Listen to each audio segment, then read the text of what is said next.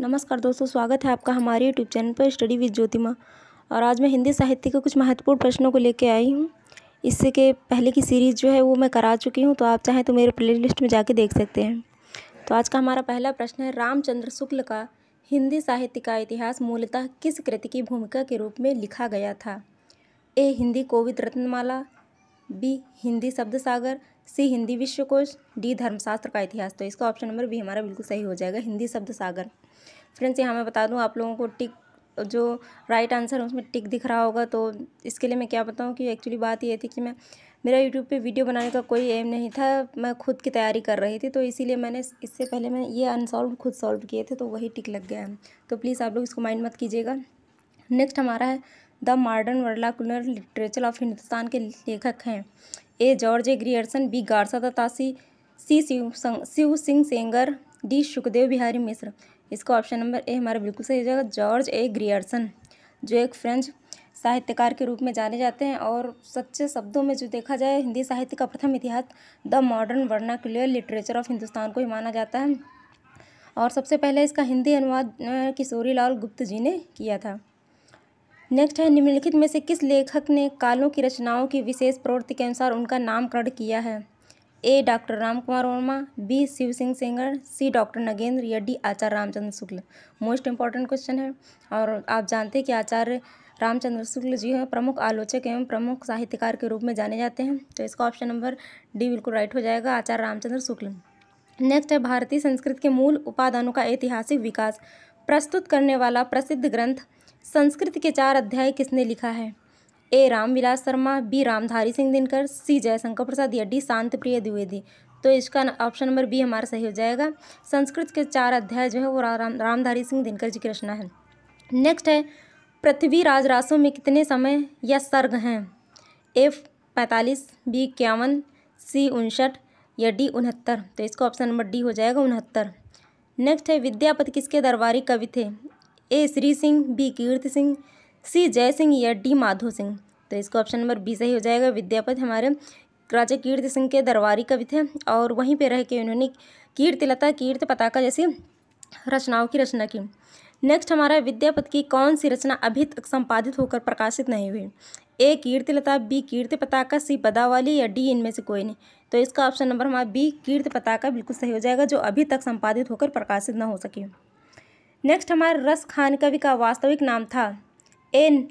Naseem Khan, B. Ali Mohammad, सी. Abdul, D. Syed Ibrahim. तो रस खान जी का हमारा वास्तविक नाम जो था वो सैयद इब्राहिम था। नेक्स्ट है, अद्वैतवाद के अनुसार जीव और ब्रह्म एक हैं, संसार सत्य है, जीव और ब्रह्म अलग अलग हैं, या ब्रह्म विशेषण युक्त है। तो इसका ऑप्शन नंबर ए हमारा बिल्कुल सही हो जाएगा, जीव और ब्रह्म एक हैं, यह अद्वैतवाद के अनुसार माना गया है। नेक्स्ट है, कबीर का हठ योग किस साहित्य से प्रभावित है? ए. सिद्ध एवं नाथ साहित्य, बी. जैन साहित्य, सी. सूफी काव्य, या डी. अपभ्रंश साहित्य।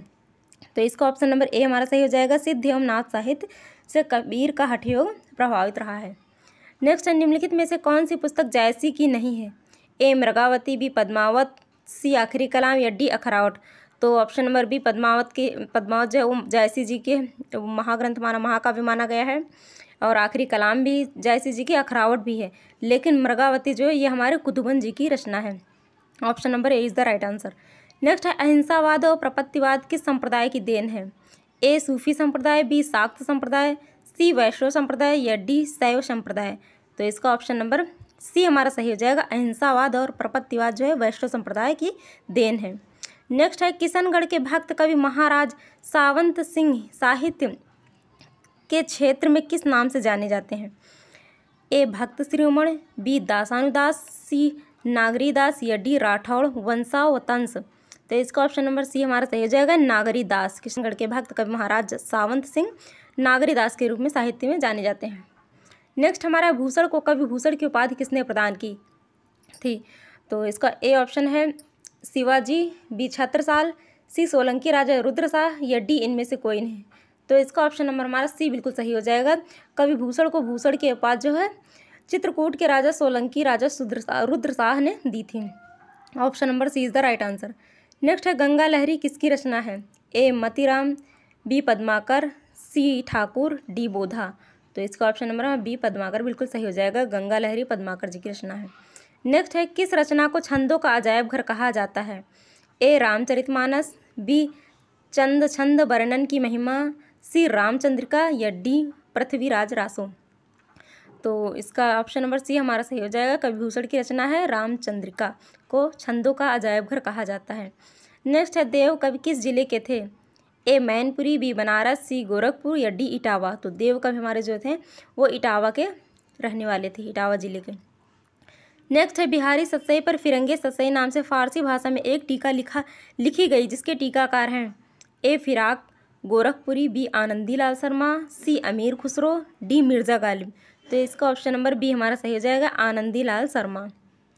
नेक्स्ट है, मतिराम द्वारा रचित ग्रंथ है? ए कृष्णायन, बी जगत विनोद, सी ललित ललाम, या डी रस चंद्रिका। तो मतिराम द्वारा रचित ग्रंथ है ललित ललाम। और इसके साथ ही आगे का हमारा क्वेश्चन है, निम्नलिखित साहित्यकारों में से एक सबसे कम आयु किसकी रही? ए जयशंकर प्रसाद, बी गजानन माधव भूपत, सी प्रेमचंद, या डी भारतेंदु हरिश्चंद्र। तो इसका ऑप्शन नंबर हमारा डी सही हो जाएगा।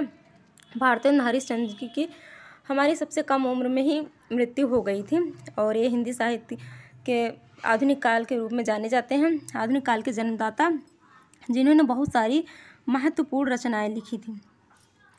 नेक्स्ट हमारा है, ब्रजभाषा की आधुनिक कालीन प्रसिद्ध कवि हैं? ए Maithili Sharan Gupt, b Hariaudh, c Jagannath Das Ratnakar, d Bharatendu Harishchandra.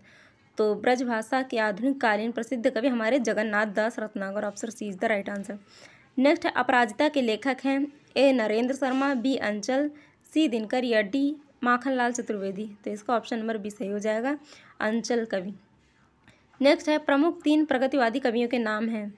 ए दिनकर नीरज बच्चन, बी सुभद्रा कुमारी महादेवी अज्ञे, सी राम कुमार वर्मा शिवमंगल सिंह सुमन मुक्तिबोध, डी रामविलास शर्मा नागार्जुन त्रिलोचन। तो लास्ट का हमारा ऑप्शन नंबर डी सही हो जाएगा, रामविलास शर्मा नागार्जुन त्रिलोचन, ये हमारे प्रगतिवादी कवि के अंतर्गत आते हैं। नेक्स्ट है, दुख सबको मांझता है प्रसिद्ध पंक्ति है? ए मुक्तिबोध की, बी अज्ञेय की, सी सर्वशल दया सक्सेना की, या डी धर्मवीर भारती की। तो इसका ऑप्शन नंबर बी हमारा सही हो जाएगा, दुख सबको मांझता है, या अज्ञेय जी की पंक्ति है। नेक्स्ट है, नवगीत दशक के संपादक हैं? A Ram Dashrath Mishra, B Shambhunath Singh, C Umakant Malviya, D Som Thakur. तो इसका option number B Shambhunath Singh सही हो जाएगा। नेक्स्ट है, अर्धविवृत स्वर है? ए ऊ, बी ए, सी आ, या डी ए। तो इसका ऑप्शन नंबर हमारा बी सही हो जाएगा, अर्धविवृत स्वर जो है वो हमारा ए है। और इसको हम बता दें कि मुख द्वार के खुलने के आधार पर स्वर 4 प्रकार के होते हैं, जो इस प्रकार है। एक है विवृत, एक अर्धविवृत, दूसरा है फिर अर्धसंवृत या संवृत। तो आप इनको पढ़ लीजिएगा तभी समझ में आएगा डिटेल से। नेक्स्ट है, निम्न में से कौन सा व्यंजन संघर्षी है? ए हा, बी माँ, सी झा, या डी ठा। तो इसका ऑप्शन नंबर ए हमारा सही हो जाएगा। आ जो है वो हमारा, हा जो है हमारा वो संघर्षी है और इसके ये ऊष्म व्यंजन के भी अंतर्गत आता है, शा शा शा हा। इसका ऑप्शन नंबर ए हमारा बिल्कुल सही हो जाएगा। तो आज के हमारे प्रश्न यहीं पे समाप्त होते हैं। आशा करती हूँ कि आपको वीडियो पसंद आया हो। तो वीडियो पसंद आया तो प्लीज़ लाइक कीजिएगा, चैनल को सब्सक्राइब कीजिएगा। धन्यवाद।